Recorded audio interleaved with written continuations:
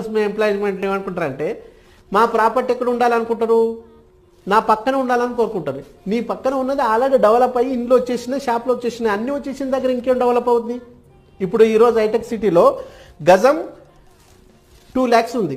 ఈ 2 lakhs దగ్గర నువ్వు పెట్టి ఏదన్నా ఇన్వెస్ట్మెంట్ చేసినా అది 4 lakhs కావడానికి ఎంత టైం పడుతుంది? దాదాపు 4 lakhs కావడానికి స్కోపే లేదు. ఎందుకంటే ఒకనొక దశకు వచ్చిన తర్వాత స్టాగ్నేట్ అవుతుంది.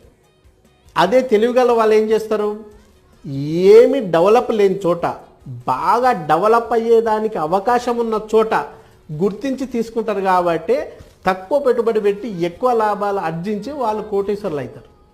కానీ మిడిల్ క్లాస్ వాళ్ళు ఏం చేస్తారు, వాళ్ళకి దీని మీద సంపూర్ణమైన అవగాహన లేకపోవడం వల్ల వాళ్ళ చుట్టుపక్కల తీసుకోవాలనుకుంటారు.